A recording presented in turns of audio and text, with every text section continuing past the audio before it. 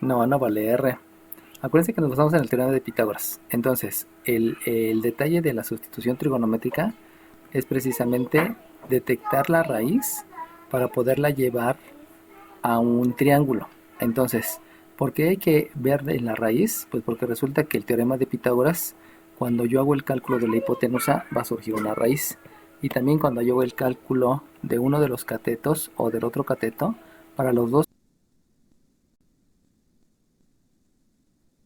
casos es la hipotenusa al cuadrado menos el cateto 2 al cuadrado, y en el caso del cateto 2 es la hipotenusa al cuadrado menos el cateto 1 al cuadrado.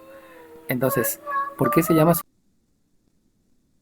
sustitución trigonométrica de Pitágoras? Y aquí en el cálculo de cualquiera de sus tres elementos, que la hipotenusa son los catetos, eso lo puedo, esa información, esos datos que obtengo a través de la raíz, yo los puedo escribir como longitudes de un triángulo rectángulo. De ahí es donde proviene el hecho de poder realizar la sustitución trigonométrica. Entonces, de acuerdo a lo que ya les mostré, díganme qué valor tiene la hipotenusa.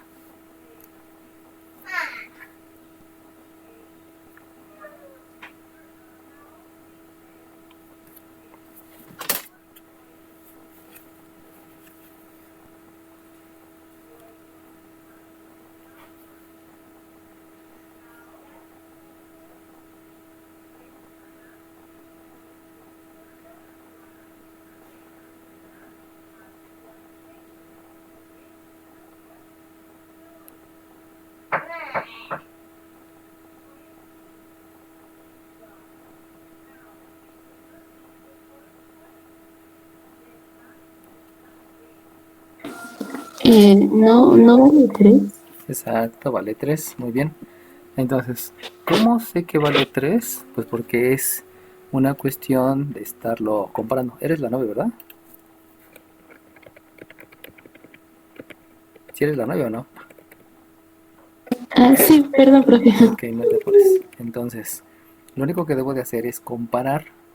¿Cómo es que realizo la comparación? La comparación es de acuerdo a lo que yo estoy viendo en la raíz. Entonces, fíjense, una, un radicando positivo me va a indicar que va a ser la hipotenusa. Pero si ustedes observan aquí no tengo un radicando positivo, sino tengo un radicando donde hay una resta. Por lo tanto, me tengo que fijar en los radicandos donde está la resta. Recuerden que el radicando es lo que está dentro del radical y saben que el radical es el símbolo de la raíz.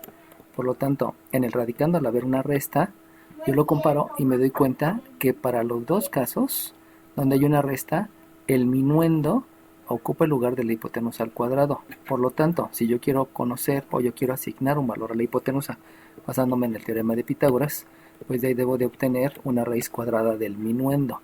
Vuelvo a repetir, porque el minuendo en la resta, estoy seguro que para cualquiera de los dos casos, donde aparece que es en el cálculo de los catetos, siempre va a ser el minuendo. Por eso le obtengo una raíz cuadrada al 9 y de ahí obtengo al 3. Por lo cual, ya asigné lo más importante, que siempre va a ser la hipotenusa. Recuerden que siempre el primer valor que van a asignar en el triángulo es la hipotenusa. Una vez que ya asignaron el valor, la longitud de la hipotenusa, que puede ser un número, puede ser una variable o una función, entonces lo que debo de asignar es el lado que sigue en importancia. Acuérdense que el lado más importante es la hipotenusa. Después de la hipotenusa, ¿cuál es el lado más importante?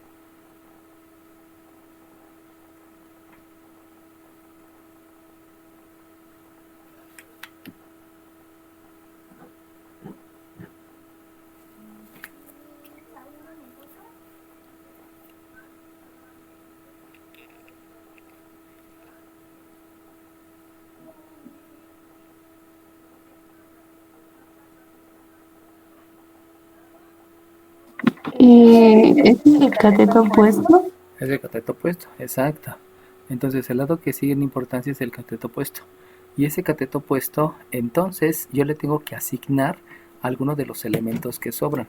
¿Cuáles son los elementos que sobran? Acuérdense que en la raíz, los elementos que siempre van a estar va a ser el minuendo y el sustraendo. Y ese minuendo y sustraendo va a estar relacionado a que la raíz va a tener un sustraendo, que es una constante al cuadrado, y va a tener aquí una función. Yo digo, o se menciona que es una función, porque hay una variable. Por lo tanto, si empezamos a pensar en los elementos, fíjense cómo el elemento que ya asigné fue el minuendo. El minuendo ya está asignado. Lo que falta por asignar a los lados es la raíz completa y el sustraendo. Por lo tanto, ¿cuál es más importante? ¿La raíz completa o el sustraendo?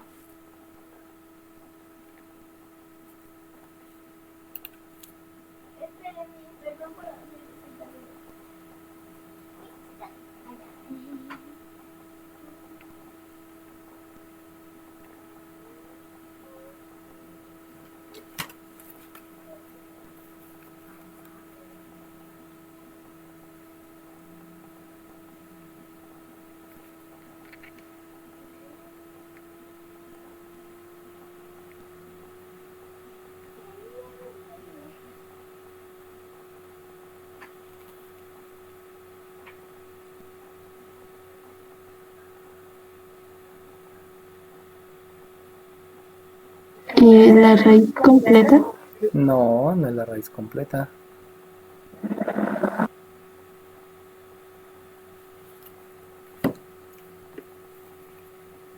Entonces sería el sustraendo, ¿no? El sustraendo, exacto. Entonces es el sustraendo. Pero ¿cuál es la razón de decir que es el sustraendo? Si tú te das cuenta, si ustedes se dan cuenta, el sustraendo está formado por la multiplicación de una constante por una variable. Por lo tanto, la variable, esa es la más importante. ¿Por qué es importante la variable? Porque precisamente de ahí defino si es dependiendo de esa variable. O sea, esa variable es la que me da la importancia, la integral. Si ustedes se dan cuenta, inclusive hasta aquí está, ¿no? Es más importante la variable, porque la variable me indica qué es lo que debo de integrar. Por lo tanto, vuelvo a repetir, siempre va a haber tres lados a los cuales les voy a poder asignar un valor de acuerdo a la raíz. El primer lado que siempre voy a asignar va a ser la hipotenusa. Siempre comienzo por la hipotenusa. ¿Dónde se encuentra la hipotenusa? La hipotenusa va a ser una, una raíz donde el radicando sea una suma, o va a ser el minuendo en el dado caso que sea una resta. Eso es lo primero que voy a asignar. Ahora bien, ¿qué es lo segundo que voy a asignar? Pues necesito observar, porque dependiendo de lo que haya sido la hipotenusa, me van a quedar los demás elementos. Ya dijimos, el primer elemento fue este, que fue la hipotenusa. El siguiente elemento es el sustraendo, donde me doy cuenta que hay una variable. Y el tercer elemento es la raíz completa, donde el radicando es una resta de la constante con la variable. Por eso la raíz no tiene tanta importancia, porque tiene una combinación y no solamente es una variable, sino se convierte en una función exponencial. Acuérdense que una función exponencial es una base elevada a un exponente.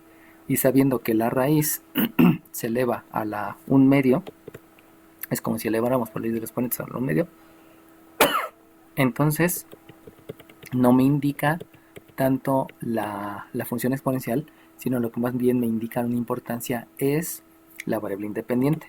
Por lo tanto, quien tiene más importancia es esta.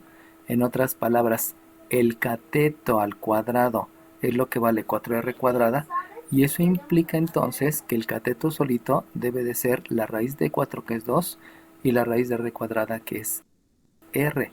Y eso hace referencia a la variable. Entonces el cateto opuesto va a ser la variable, que es 2r. Y por último, el que tiene menos importancia es el cateto adyacente. Y ese cateto adyacente generalmente se asigna hasta el último. No siempre, generalmente se asigna hasta el último. Y entonces aquí me va a quedar el elemento que falta, donde el elemento que falta en una raíz es la raíz completa. Este es el minuendo, este es el sustraendo, obviamente con raíz cuadrada. Y este que está aquí es la raíz completa de la resta. Así es como se van a asignar siempre los lados. Primero la hipotenusa, luego el cateto opuesto. Obviamente en el cateto opuesto debo de ver qué es lo que queda de la primera asignación de la hipotenusa. Y por último lo que sobre, eso se le asigna al cateto adyacente. Eso es lo que hay que tener cuidado. No se aprendan tantas fórmulas que luego están en los libros inclusive, ¿no? Porque se presta a que tienes que aprender demasiadas cosas, y recuerden que la memoria memorística siempre como que falla, ¿no? Bueno, una vez que ya hicieron esa asignación, lo demás es repetitivo. Calcula la división de la raíz entre la constante. entre la constante. Eso implica que en tu triángulo tú observas que la raíz es 9 menos 4r cuadrada y en tu triángulo tú observas que la constante es un 3. Por lo tanto, esa división es la que te va a dar un término que vas a sustituir. La otra división que debes de hacer siempre es la de la variable entre la constante. Y en tu triángulo, si tú te das cuenta, la variable es un 2r y la constante también es un 3. Obviamente, cuando estoy hablando de esas divisiones, las divisiones son las mismas, pero lo que va a cambiar van a ser los lados del triángulo. Porque si se dan cuenta, este lado ahora se llama cateto adyacente y este lado ahora se llama hipotenusa. Por lo tanto, díganme cuál es la división de un cateto adyacente entre una hipotenusa.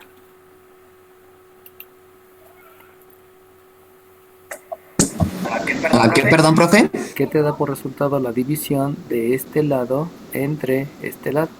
Sabiendo que este lado es un cateto adyacente al ángulo y este lado es una hipotenusa.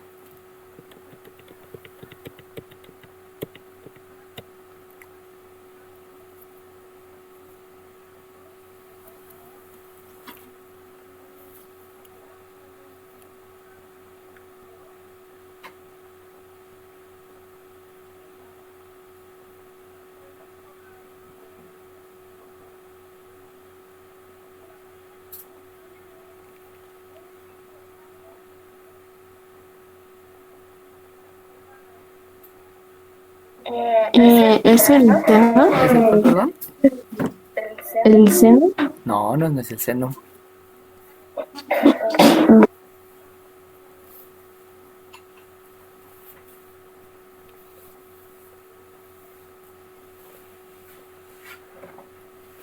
Es el coseno. Ok, muy bien, es el coseno.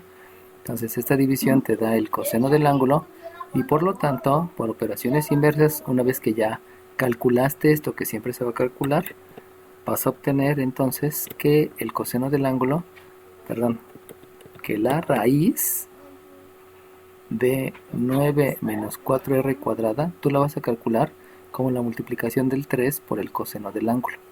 Entonces, de ahí ya tienes el primer resultado que se va a sustituir. Ahora bien, voy a la siguiente división. La siguiente división es variable entre constante. Eso quiere decir que la variable está ocupando el lugar del cateto opuesto al ángulo y la constante está ocupando el lugar de la hipotenusa. Por lo tanto, ¿qué función trigonométrica es cateto opuesto entre hipotenusa?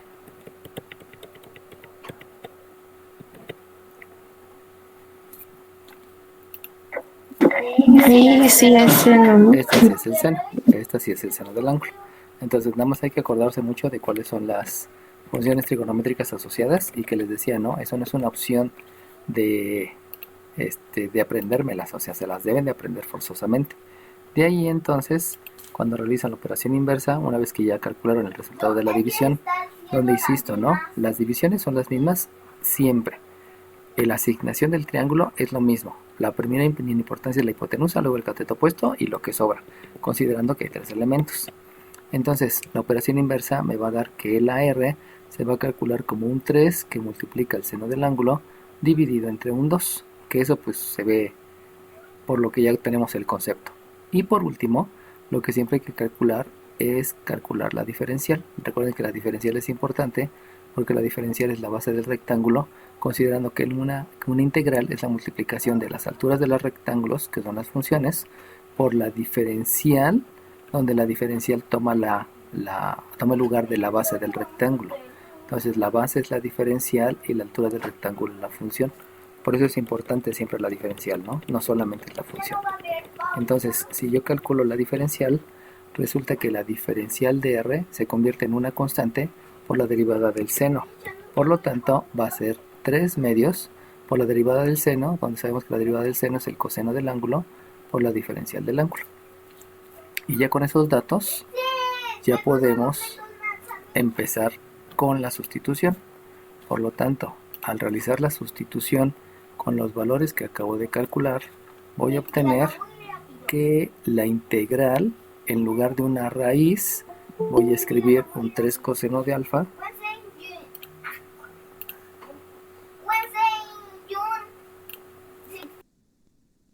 Entonces me va a quedar 3 por el coseno de alfa dividido entre una variable, donde esta variable r pues precisamente es la que tengo por acá, y entonces yo veo que esa sustitución es entonces un 3 medios del seno de alfa, y lo debo de multiplicar por la diferencial, que ya sabemos que la diferencial fue lo que se calculó hace ratito. Entonces la diferencial es precisamente esta diferencial.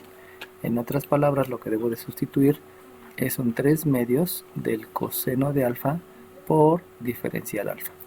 Y una vez que ya he hecho la sustitución, eso concluye con lo que es el método de sustitución trigonométrica. ¿Cuál fue el método? Identificar a la raíz, lo que hicimos hace rato, determinar si es la hipotenusa o un cateto. De ahí ya saben que lo primero que debo de calcular, lo primero que debo de asignar, perdón, es la hipotenusa, que en este caso habíamos dicho que por ser una resta, entonces el minuendo es la hipotenusa, por eso decidimos que fuera un 3, y luego la asignación del otro lado obedeció precisamente a que lo que se va a acomodar como segunda de importancia es el cateto opuesto. Al ya tener la raíz, lo único que te falta es la variable y la constante. Por eso decidimos que esta variable fuera el cateto opuesto. Acuérdense que es la raíz porque el teorema de Pitágoras está al cuadrado. Y por lo mismo, lo último que voy a asignar es lo del cateto adyacente, donde el elemento que faltaba era la raíz. De ahí, como ya les había dicho hace rato, siempre hay que dividir raíz entre constante, siempre hay que dividir variable entre constante y siempre hay que calcular la diferencial. No importando cómo sea la raíz, en los tres casos de los tres diferentes tipos de raíz es lo mismo. Y ya que concluí el método, o sea, todo esto propiamente es el método, basándose en funciones trigonométricas, de aquí entonces tengo que empezar a revisar lo que hay que hacer del protocolo que ya conocía. En otras palabras, como esta integral no se parece a ninguna fórmula, pues entonces empiezo a ver qué puedo hacer de álgebra. Y recuerden que siempre se comienza con jerarquía de operaciones, porque en todas las mates lo principal son las operaciones, luego las funciones y luego los procesos. Por lo tanto, si ustedes se dan cuenta, este 3 medios que está multiplicando se divide entre el 3 medios y por lo tanto me da la unidad. Y la unidad por el otro 3 va a resultar que entonces me va a quedar un 3. Y luego hago la multiplicación utilizando obviamente leyes de los exponentes. Ya saben que por leyes de los exponentes, si tengo una potencia por otra potencia, lo que hago es escribir la misma base y sumar los exponentes. Eso quiere decir que este coseno con este coseno se suman los exponentes y me va a quedar un coseno cuadrado del ángulo dividido entre el seno del ángulo por la diferencial del ángulo. Y entonces de ahí ya acabé con el álgebra. Reviso si es una fórmula, me doy cuenta que no es una fórmula, y entonces como ya no hay más álgebra que pueda utilizar, me voy a la siguiente estrategia, que es utilizar las identidades trigonométricas. Y si ustedes se dan cuenta, aquí tengo un coseno cuadrado. Por lo tanto, si yo utilizo la identidad trigonométrica que se llama la identidad trigonométrica pitagórica, las pitagóricas, no lleva dos acentos obviamente, pitagórica, nos acordaremos que la identidad pitagórica menciona que el seno cuadrado de un ángulo más el coseno cuadrado del mismo ángulo me da la unidad. Por lo tanto, si yo quiero solamente calcular el valor del coseno cuadrado, necesito hacer una operación inversa, de donde lo voy a calcular a través de la resta de 1 menos seno cuadrado. Acuérdense que aquí hay una suma, la operación inversa es una resta. Y entonces ahora sí, voy a sustituir la identidad trigonométrica. Y si yo sustituyo la identidad trigonométrica, entonces resulta que aquí tengo un 3 que multiplica a 1 menos seno cuadrado de alfa dividido entre el seno de alfa por diferencial alfa. Y entonces, otra vez, reviso. ¿Eso se parece a una fórmula? Pues si ustedes lo checan, no se parece a ninguna fórmula. Y entonces, lo que yo debo de aplicar es álgebra. Y si ustedes se dan cuenta, aquí hay una resta con un único denominador. Por lo tanto, lo que yo puedo aplicar son fracciones parciales. Y si voy a aplicar la fracción parcial, en otras palabras, escribir esa fracción de resta como la resta de dos fracciones, de una vez voy a empezar a integrar, utilizando la fórmula que dice que u más v, que es otra función, por la diferencial de x, se va a calcular como la integral de la primera función más o menos la integral de la segunda función. Y entonces me queda que esto va a ser la integral de 3 que multiplica a 1 entre el seno de alfa por diferencial alfa. Y luego viene un menos la integral de un 3 del seno cuadrado de alfa entre el seno de alfa por diferencial alfa. Si ustedes se dieron cuenta, lo único que hice fue escribir la primera fracción, que es 1 entre el seno, y que es la que tengo acá, y escribir otra segunda fracción, que es este seno cuadrado entre este seno. En las dos fracciones se deja el mismo denominador, y solamente se escriben de manera separada los numeradores. Eso se llama fracción parcial. Y entonces, ya que hice eso, reviso nuevamente si se parece a alguna fórmula, y me doy cuenta que no. Por lo tanto, aquí yo puedo aplicar nuevamente una identidad trigonométrica, y esa identidad se llama identidad recíproca. Acuérdense que la identidad recíproca, el recíproco obedece a intercambiar numerador con denominador, y la identidad menciona que el recíproco del seno, recuerden que 1 entre se le llama recíproco, va a ser la cosecante del ángulo. Si ustedes se dan cuenta, se llama recíproco porque este que está en el denominador lo intercambio al numerador, y el 1 que tengo en el numerador lo intercambio al denominador, obviamente haciendo el cambio de la función trigonométrica, ¿no? Porque no se va a poner seno, sino se va a escribir la función recíproca, que es la cosecante. Eso quiere decir entonces que voy a tener la integral de un 3 por la cosecante de alfa por diferencial alfa. Y en la segunda integral, si ustedes se dan cuenta, aquí hay una división de dos potencias. Este está elevado al cuadrado y este está elevado a la 1. Y ustedes saben entonces que pueden aplicar la ley de los exponentes, donde la ley de los exponentes menciona que si tienen dos potencias que se están dividiendo, se escribe la misma base y se hace la resta de los exponentes. Por lo cual, el resultado entonces es la integral de 3 por el seno de alfa por diferencial alfa. Entonces, fíjense cómo todas las estrategias que ya me sé, pues es utilizarlas. Por eso les digo que el cálculo integral nada más es aprenderse todas las estrategias desde la primera que vimos, la fórmula, el álgebra, identidades trigonométricas, sumar 0, multiplicar por 1, cambio de variable, completar el trinomio perfecto, etcétera, ¿no? Y aquí al final pues ya se empiezan a utilizar todas. Entonces vamos a utilizar dos integrales. La primera que voy a utilizar es la integral de la cosecante del argumento por la diferencial del argumento, y la otra que voy a utilizar es la integral del seno del argumento por la diferencial del argumento, y obviamente la integral que dice que una constante multiplicada por una función por la diferencial de la función va a ser la constante por la integral de la función por la diferencial de la función, que obviamente va a obedecer al resultado de lo que ahorita me van a decir. Díganme cómo se calcula la integral de la cosecante de un argumento por la diferencial del argumento.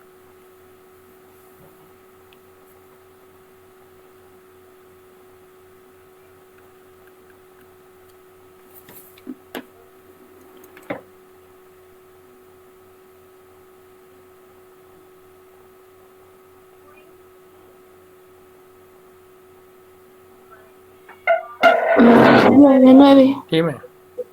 Es el logaritmo neperiano del valor absoluto de la cosecante del argumento menos la contingente del argumento más la constante de integración. Ok, entonces logaritmo neperiano de. Acuérdense que aquí no es por, porque está aplicado una función, por eso se dice logaritmo neperiano de. Ok, ahora díganme la otra integral, ¿cómo se calcula la otra integral?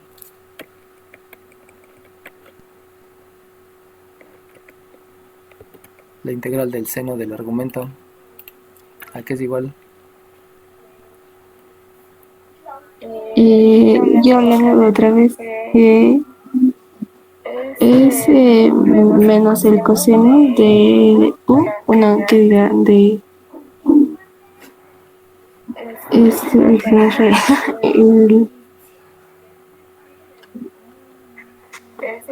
menos el coseno del argumento, Okay. más la constante de integración. Ok, muy bien. Acuérdense de los nombres, ¿no? Porque es importante. Recuerden que ya están prácticamente al final de la vocacional.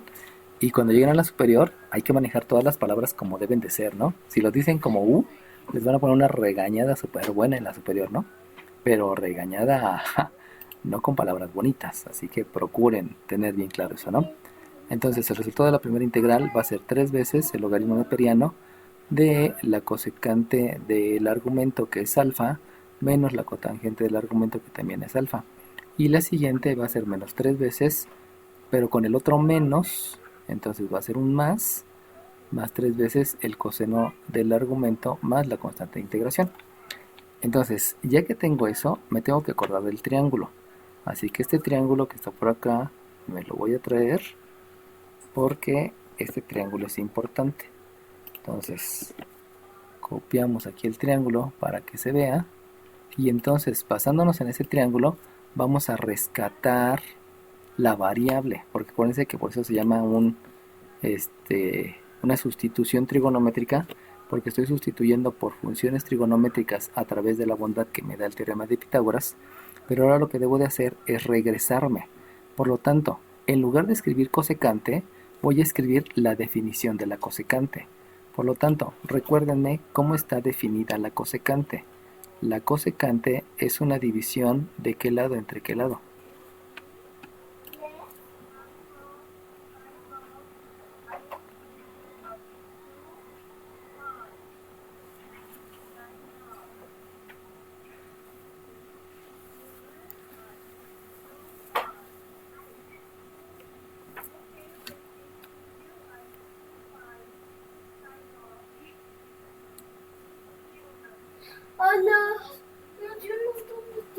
¿Y es la hipotenusa sobre el cateto opuesto?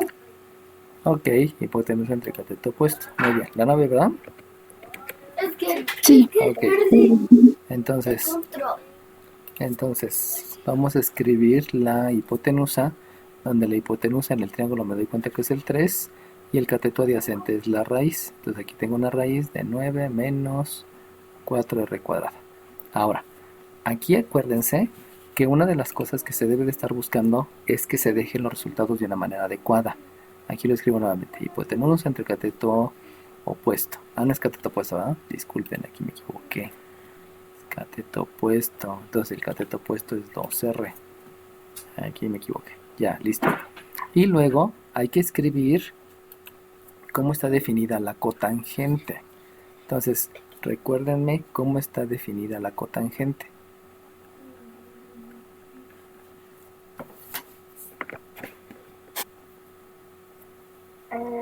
Yo la nave. Dice el cateto adyacente sobre el cateto opuesto. Ok, muy bien. Entonces, esa división me lleva a hacer la sustitución de acuerdo a lo que yo estoy viendo en el triángulo. Y lo que yo estoy viendo en el triángulo es que el cateto adyacente tiene una asignación de la raíz, que es la raíz de 9 menos 4r cuadrada dividida entre el cateto opuesto, donde es 2r.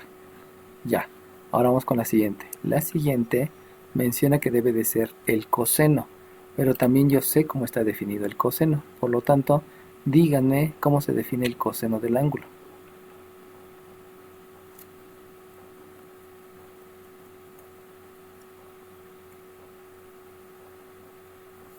Yo la nave. Es el cateto opuesto sobre la hipotenusa. No, no es el cateto opuesto.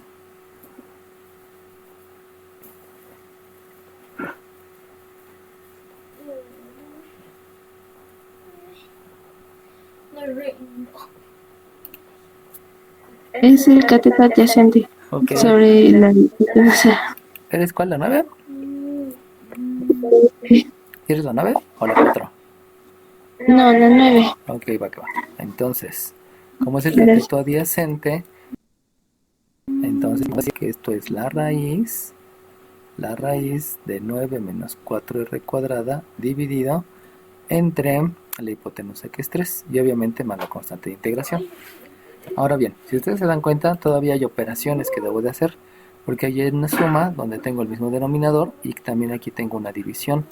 Por lo tanto, Observando eso, obviamente pensando en jerarquía de operaciones, entonces resulta que aquí me va a quedar un 3 logaritmo neperiano del valor absoluto de un mismo denominador que es 2r y un numerador que simplemente es indicar la suma, donde tengo un 3 más la raíz cuadrada de 9 menos 4r cuadrada. Y de ahí hago la división de los dos 13, quedándome solamente la raíz de 9 menos 4r cuadrada más la constante de integración.